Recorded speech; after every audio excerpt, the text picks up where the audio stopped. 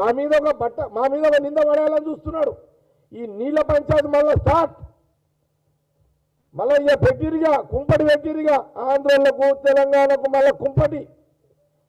ఇక కొట్లాడుకోండి, సాగుండి, బతుకుండి, ఏమైనా ఇది ఆటసారి చేసారు. నేను అడుగుతున్నా, సరే ఫస్ట్ టైము తెలంగాణ ముఖ్యమంత్రి కేసీఆర్, చంద్రబాబు ఆంధ్ర ముఖ్యమంత్రి మాట్లాడుకున్నాం. ఆ రోజు సపోర్ట్ చేయలేవు హరీశ్రావు. ఆ రోజు సెకండ్ టైం ఎవరు వచ్చారు? మళ్ళీ తెలంగాణ ప్రజలు మళ్ళీ కేసీఆర్ ముఖ్యమంత్రి చేశారు. అక్కడ వైఎస్ఆర్ జగన్ అయ్యాడు. మరి వైఎస్ఆర్ జగన్ ఆయన ముఖ్యమంత్రి ఆంధ్ర, తెలంగాణ కేసీఆర్ అయిన తర్వాత జగన్ ఏమో మీ తెలంగాణ ప్రగతి భవన్ వచ్చిండు, నీ ఇంట్లో ఆంధ్ర ముఖ్యమంత్రి నీ ఇంటికే వచ్చిండు. కేసీఆర్ ప్రగతి భవన్కి వచ్చిండు. ఆ రోజు కొడుకున్నాడు, నువ్వున్నావు. మరి ఆంధ్ర ముఖ్యమంత్రి నీ ఇంట్లో నువ్వు కోడి పులుసు నువ్వు పెట్టినావు. నీ మామ మీరు మళ్ళీ ఆంధ్రాలో పోయారు, వాళ్ళు పెట్టిరు పులుసు. అంటే మీరు చేస్తే అంత చక్కగానా? కాంగ్రెస్ ముఖ్యమంత్రి చంద్రబాబు నాయుడు గారు మాట్లాడుతూనేమో ఈరోజు మీరు ప్రశ్నిస్తారా? 2 సార్లు తెలంగాణ ముఖ్యమంత్రిగా ఇద్దరు ఆంధ్ర ముఖ్యమంత్రితో మీరు భోజనాలు సంపత్తి భోజనాలు చేసినప్పుడు ఈ ప్రశ్న ఎందుకు రాలేదు? దీని తెలంగాణ ప్రజలకు జవాబు చెప్పు. దీనికి జవాబు చెప్పాల్సి చెప్పినాకనే మాట్లాడాలి.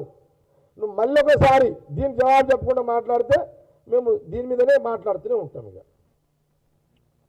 ఇది అందుకే నేనేమంటున్నా అంటే, తెలంగాణ ప్రజలారా, మరి హరి అన్నాడు ఒకటే మాట అన్నాడు ఆ పిఆర్ఓ అన్నా, నిన్న ముఖ్యమంత్రి రేవంత్ రెడ్డి గారు ఉత్తమ్ కుమార్ రెడ్డి గారు ప్రజెంటేషను ఇరిగేషన్ శాఖ మినిస్టర్గా ఆయన 10 రోజులు 15 రోజులు స్టడీ చేసిండు.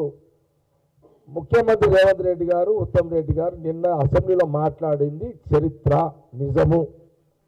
ఈ రాష్ట్రానికి స్వాతంత్రం వచ్చిన కాడి నుంచి మొన్న కేసీఆర్ ముఖ్యమంత్రి కానంత కాలం ఈ రాష్ట్రానికి, ఉమ్మడి రాష్ట్రం ఆంధ్రప్రదేశ్ కానీ తెలంగాణ రాష్ట్రంలో డ్యాములు కానీ ప్రాజెక్టులు కానీ ఇవన్నీ చేసిన చరిత్ర మనది. కానీ మనం ఎప్పుడు బాధ్యతగా ప్రవర్తించినాము కానీ క్లెయిమ్ చేసుకోవాలని మనం ఆలోచన చేయలేదు.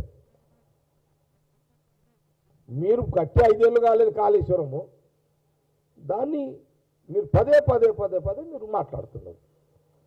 కాబట్టి న్యాయంగా కాంగ్రెస్ పార్టీకి, కాంగ్రెస్ గవర్నమెంట్కి మనకే ఫుల్ రైట్స్ ఉన్నాయి. ఈ రాష్ట్రంలో ప్రజలందరూ కూడా వ్యవసాయానికి రైతులు, తాగునీరు, సాగునీరు ఈరోజు రాష్ట్రంలో నడుస్తుందంటే అది కేవలం కాంగ్రెస్ పార్టీ, కాంగ్రెస్ గవర్నమెంట్. ఇంకొక మాట చర్చకు వచ్చింది, ఇంకో మాట చెప్తున్నా మీకు.